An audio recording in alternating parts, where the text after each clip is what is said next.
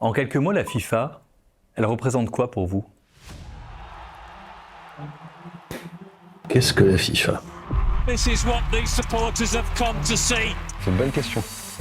C'est l'instance gouvernante du football mondial. Welcome to FIFA in the beautiful city of Zurich. C'est l'organisateur de la plus grande compétition de sport du monde. Un pouvoir privé qui impose ses conditions. C'est une très grosse business. He has done a fantastic job. La FIFA, c'est le flou, le manque de transparence. C'est une puissance d'influence énorme. Un contractant prédateur, vous signez, puis vous n'avez pas le choix. La FIFA a changé, oui. Ah oui, qu'il y a une dictature totale. La Coupe du Monde, c'est devenu maintenant une machine à sous.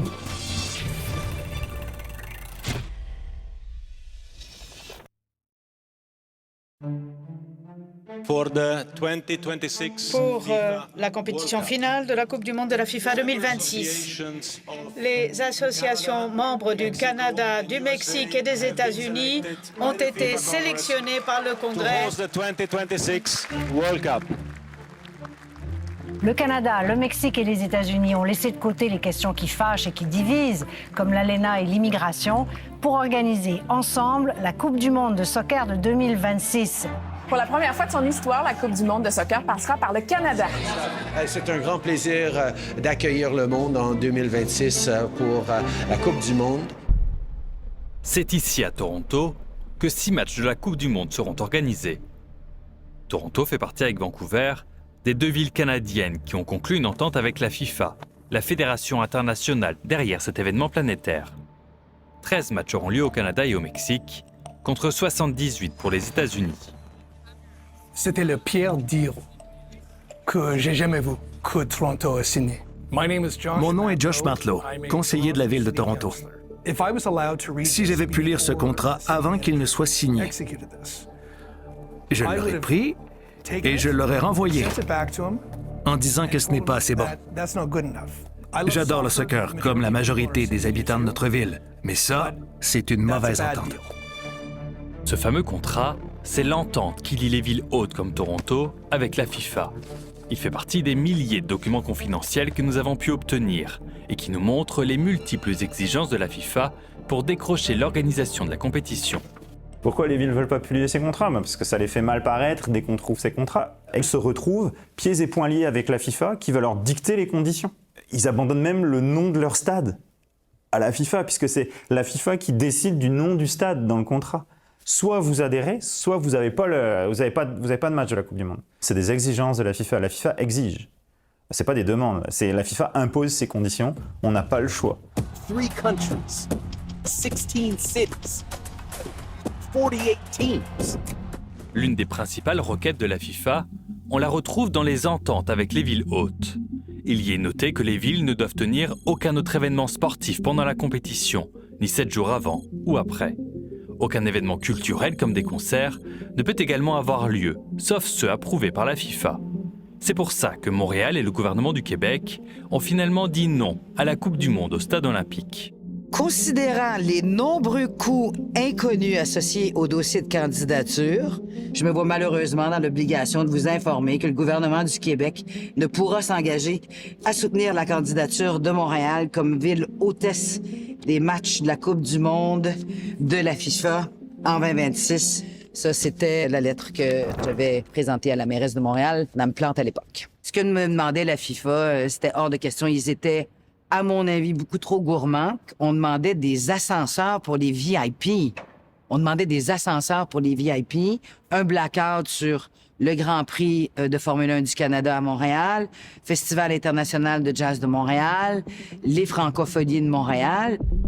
Dans cette note, on apprend même qu'une disponibilité exclusive du stade olympique était réclamée par la FIFA durant presque 3 mois et que le parc Jean-Drapeau et le site du Vieux-Port devaient être réservés entre les mois de mai et juillet.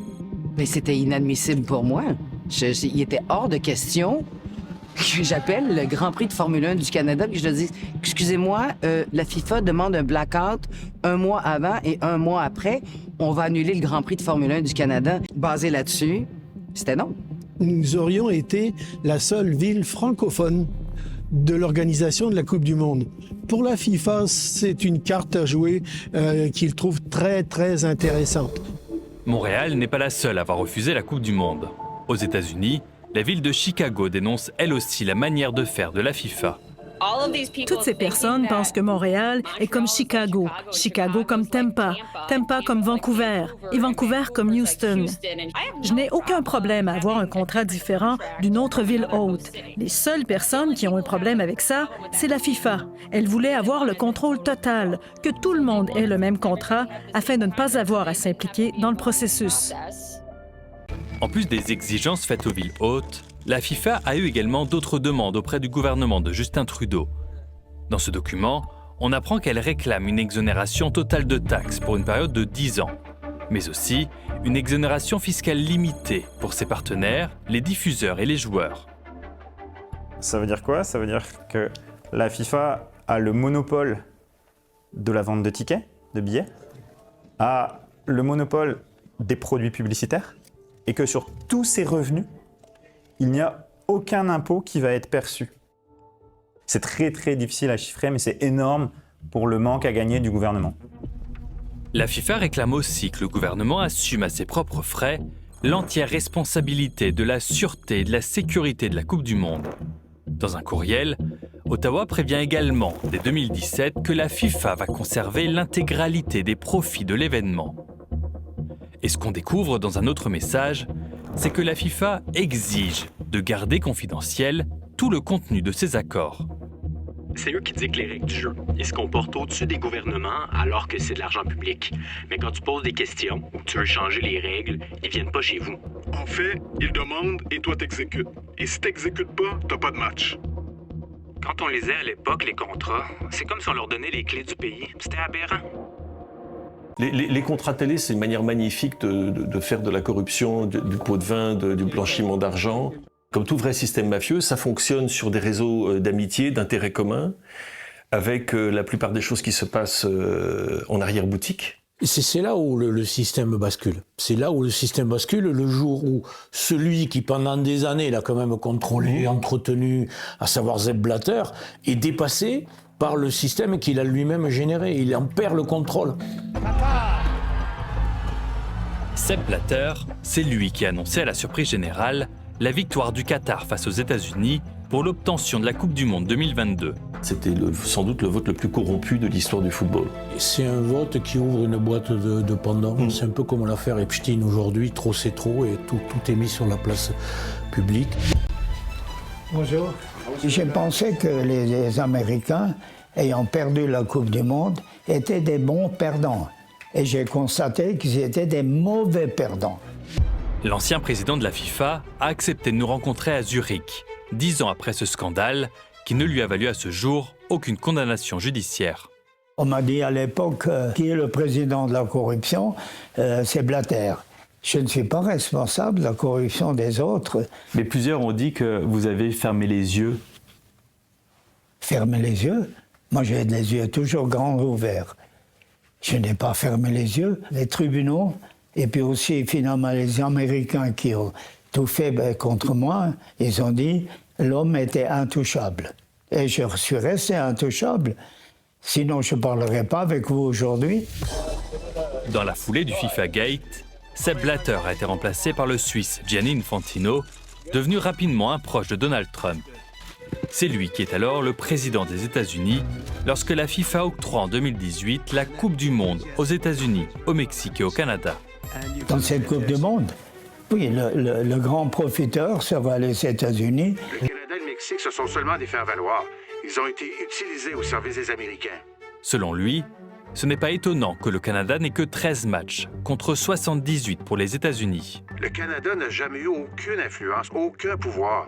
Il n'a jamais été question de donner beaucoup de matchs au Canada. C'est la FIFA et Infantino qui ont le plein pouvoir. C'est un habillage d'avoir mis le Mexique et le Canada. Ça fait absolument pas le moindre doute. La vraie histoire, c'est que, oui, c'est un arrangement. C'est un arrangement qui se fait pour le bénéfice des États-Unis et pour le bénéfice de Gianni Infantino.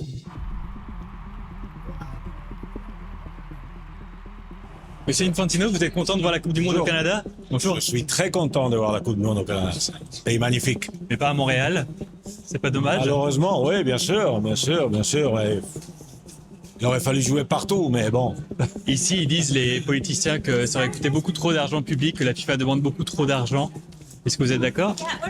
Non, la FIFA ne demande rien du tout. Pourtant, la FIFA demande qu'il n'y a pas de taxes à payer. La FIFA ne demande rien. C'est ce que nous a donc certifié son président, Gianni Infantino. Si jamais il y a une Coupe du Monde du culot qui est organisée à Montréal, je pense que Gianni Infantino a la médaille d'or. C'est sûr que la FIFA ne demande pas qu'on lui donne de l'argent, mais les conditions qui sont imposées sont tellement exorbitantes. Et toutes les demandes de la FIFA ont considérablement fait augmenter la facture pour les villes canadiennes. À Vancouver, les projections budgétaires sont passées de 240 à potentiellement plus de 620 millions de dollars pour 7 matchs. Et la hausse est encore plus forte à Toronto. Au départ, en 2018, on nous a dit que ça coûterait au total entre 30 et 45 millions de dollars. Mais on sait maintenant qu'on va devoir payer au moins 380 millions de dollars. Je pense qu'avant de s'engager, la ville de Toronto ne savait même pas comment elle allait financer ces matchs. Elle s'est tirée dans le pied. Vous avez une idée finalement de ce que cet événement-là va coûter dans son ensemble pour le contribuable canadien?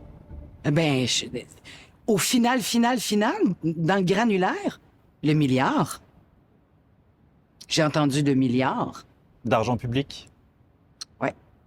Tout palier confondu, là. Provincial, fédéral, municipal. Et ce qui est mis de l'avant pour justifier ces coûts, ce sont les fameuses retombées économiques, c'est-à-dire l'argent dépensé par les touristes. Selon le gouvernement, les 13 matchs au Canada vont générer 3,8 milliards de dollars. Mais lorsqu'on a demandé des précisions sur cette étude, on nous a répondu qu'elle a été commandée par la FIFA. Est-ce que ces retombées sont exagérées par la FIFA? Probablement. Nos sources impliquées dans ce dossier à Ottawa sont elles aussi sceptiques devant les chiffres avancés par la FIFA. C'était très difficile d'avoir des informations précises, mais le premier ministre voulait vraiment la Coupe du Monde. C'était peut-être pas le meilleur deal en ville, mais c'était le seul deal qu'on pouvait avoir. On nous assure aussi que la Coupe du Monde va attirer au Canada 1 million de visiteurs internationaux. Pourtant, le Canada va organiser seulement 13 matchs avec en moyenne 50 000 spectateurs. Au total, cela fait donc 650 000 spectateurs et en grande partie, ce seront des résidents canadiens. Mais alors, comment expliquer l'arrivée d'1 million de touristes internationaux? Les premières données qu'ils nous ont données sur les retombées économiques étaient complètement erronées. La FIFA n'était pas capable de me dire « OK, mais dans ton analyse de retombées, combien est la dépense touristique de dollars par jour et où proviennent mes touristes? » Ils n'étaient même pas capables de me dire c'était quoi le pourcentage de touristes hors Québec. Beaucoup de personnes vont se faire énormément d'argent avec la Coupe du Monde, mais pas les Torontois. Pour moi, c'est la FIFA qui a fait la meilleure affaire. Point final.